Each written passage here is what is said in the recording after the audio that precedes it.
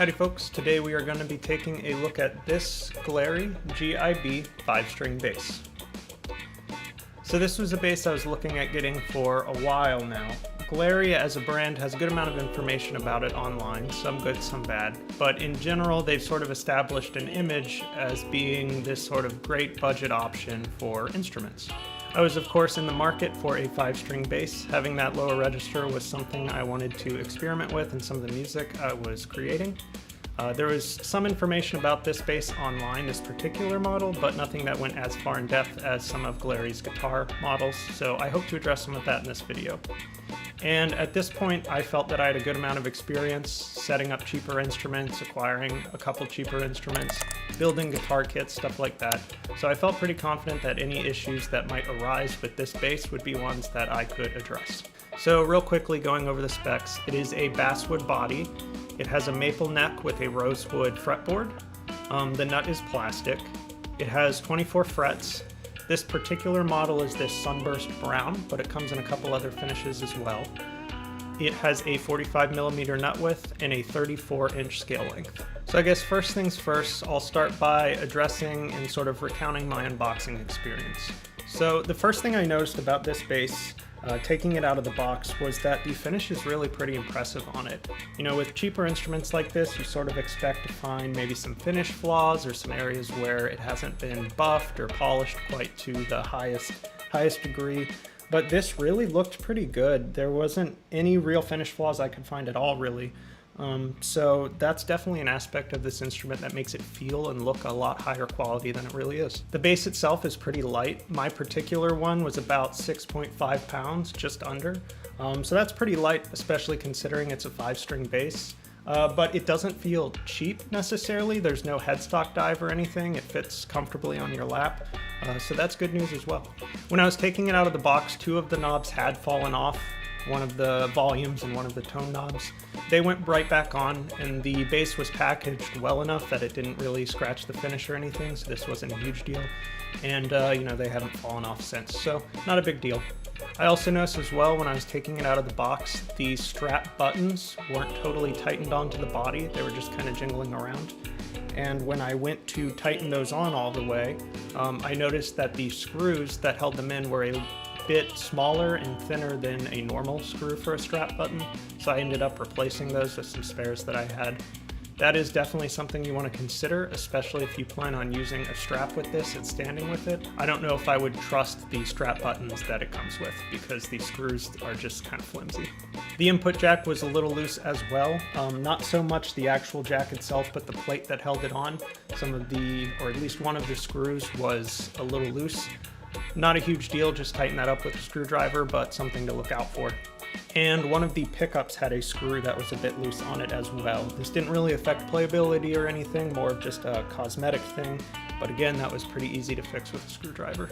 I was able to get this in tune and playable out of the box, which was good news. All the electronics worked when I took it out of the box, at least. The neck felt pretty nice. It is satin finish on the back, so it's nice and smooth, you know, feels good in the hand. I didn't think it was too thick. I saw some other reviewers, especially on Glarry's 4-string models, saying that the neck felt kind of chunky. It might just be because this has some extra, you know, width to it, being a 5-string bass, but I found it pretty comfortable, especially being primarily an electric guitar player. I sort of prefer that modern C profile that you see on like a Fender Strat. And I had no issues coming to this and playing it, no hand fatigue or anything. The fretwork is all pretty good on this. No sharp fret ends or anything, even up to the higher frets, which is good news as well. Again, on cheaper instruments like this, you sort of expect there to be some rough ends or them not quite polished all the way. and these really are pretty good. I haven't had to touch them at all. It's pretty cool. This is 24 frets, and it's pretty ergonomic as well. You know, you have no real issues getting up to that 24th fret. Not that you would use that range too much on a bass, or at least I don't, but they all work fine. The fretboard looked pretty decent. It did need to be oiled a little bit, which I did the first time I changed the strings, but other than that, it all looked fine. I did have to do some action and truss rod adjustment, and I'll get into that later.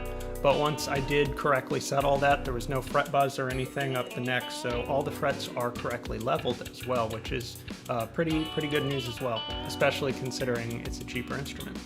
The tuners felt pretty nice.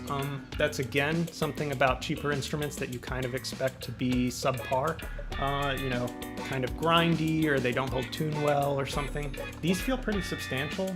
They feel pretty heavy even though they're probably much cheaper metal.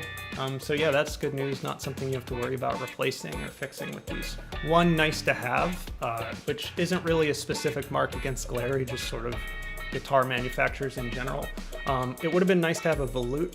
So a volute is where there's a little bit of extra wood where the neck tilts back, or the headstock tilts back rather, and that just protects it against any sort of bumping or droppage if it were to occur.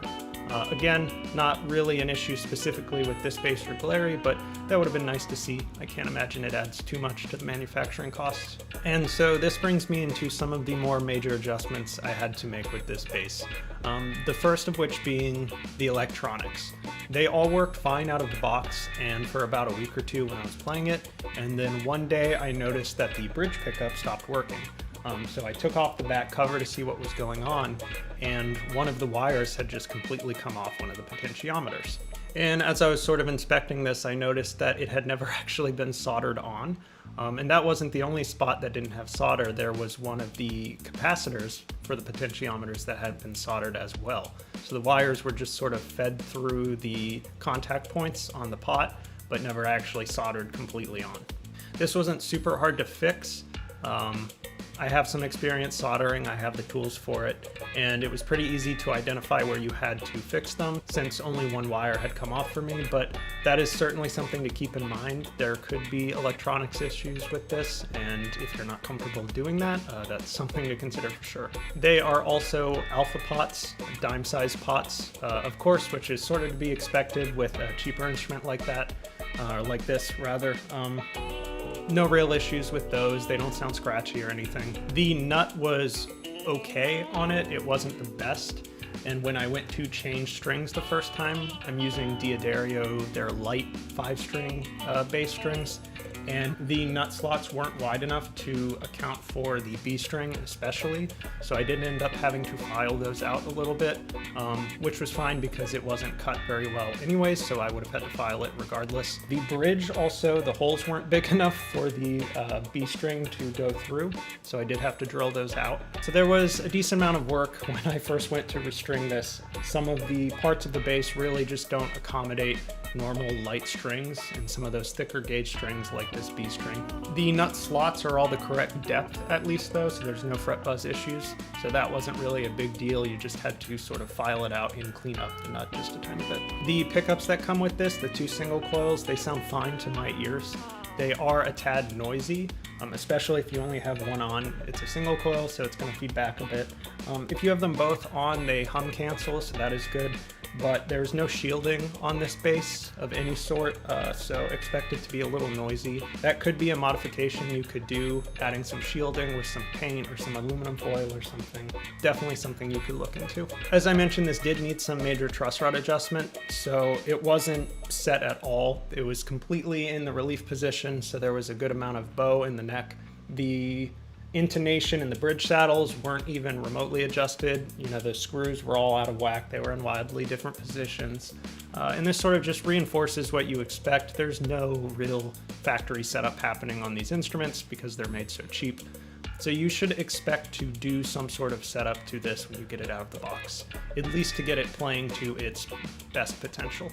When I was doing all this truss rod adjustment, it really made me wish that the truss rod adjustment was at the heel of the bass rather than at the headstock. Again, this isn't really an issue with Glarry specifically, just guitar manufacturers in general. It's just like way superior to have the adjustment down here. It's way easier to get to. And on this bass specifically, the cover for the truss rod, 2 of the screws that hold it on are directly behind 2 of the strings. So it's impossible to get that thing off or on when you have the strings at tension, which is just inconvenient as well. One thing I want to note though, one nice thing, is the Allen key that came with this bass to adjust the truss rod. You can see it here. The short side of it is a little longer than a standard Allen key, at least the one that most guitar manufacturers include. And that might not seem like a huge deal, but that gives you just a little bit more range when you're doing that adjustment, you know, maybe a quarter turn or so, and it really makes a big difference when you're doing those adjustments. So that's kind of a kudos for Glarry.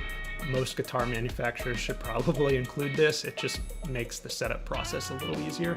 Once the neck was straight, I did change the string height by just lowering the saddles a little bit, and then I had to do intonation adjustments. All of that was able to be done with a screwdriver and the Allen key that was included with the bass, so not a huge deal either. One sort of optional modification I did was I did end up shimming the neck.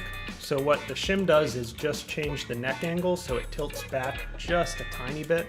And this is maybe a millimeter or 2 of tilt back, nothing major. But what that does is ensure that the action at the 1st fret and the 12th fret and above is more consistent, so a little bit lower. Like I said, this really wasn't required. It was just, once I got it all dialed in, the action, it was fine, but I knew I could get it a little bit lower, so I did.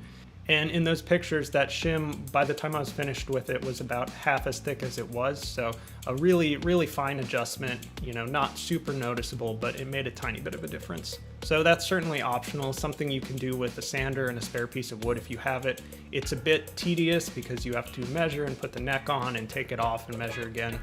But, you know, something to consider, something you can do, not required. And so all of that brings me into the biggest issue I noticed with this bass. And I'll throw up a video of when I first took it out of the box here. The G string, the highest string, you'll notice once you get past the 12th fret or so, didn't actually make contact with the fretboard. So the bridge or the neck is crooked on this, or attached at a slight angle. It's not totally straight. And I don't really know which one it is. The way I accounted for that and I fixed that is I ended up taking the bridge off, filling in those holes with toothpicks and wood glue, and then, you know, remeasuring and re-drilling the bridge. You can see in some close-ups that the finish is sort of worn away where I had to sand and fill in, but really the bridge had to be moved maybe 1/8 of an inch, maybe 1/4 of an inch. But yeah, so that is a pretty major issue. There was parts of this bass's range on the higher note that you couldn't really play given how it was just manufactured and made. And that might not be a big deal to you. You might not use that range all the way up there. That was definitely a big enough issue, something I wanted to fix. And you'll even notice that now that it is adjusted, the strings don't totally center over the pickup pole pieces. This doesn't make a huge difference, or, you know, I haven't really noticed a difference tonally with this, but it's definitely a flaw and definitely something that's inconsistent about this bass. And that's sort of the thing about these cheaper instruments from manufacturers like this that you have to consider. There's not really going to be a setup or an intensive quality control process. And so that means the results can vary. The product you're going to get could be different from the product that other people may get. You could get this bass and it could be totally fine. You could have different issues of different severities than I had.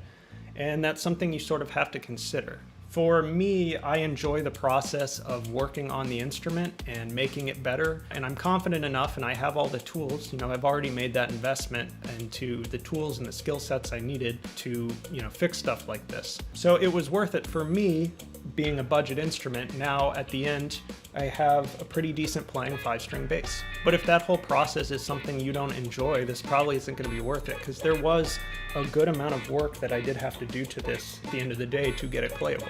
And so if you were a new player, let's say, I don't know if I'd recommend this. For maybe $100, maybe $200 more, you could get maybe a Squier or an Ibanez or an Epiphone even that probably wouldn't have the neck attached wrong or the bridge in the wrong spot, and it would probably have all the electronics working. So you just have to sort of set your expectations correctly and understand that, you know, when you're buying a cheap instrument like this, you're definitely going to have to do some setup on it out of the box, and there could be some underlying issues that might require more of your attention. So yeah, those are my thoughts and opinions on the Glarry bass. I appreciate you watching. Please let me know if you have any questions or comments, and I'd be happy to look at them.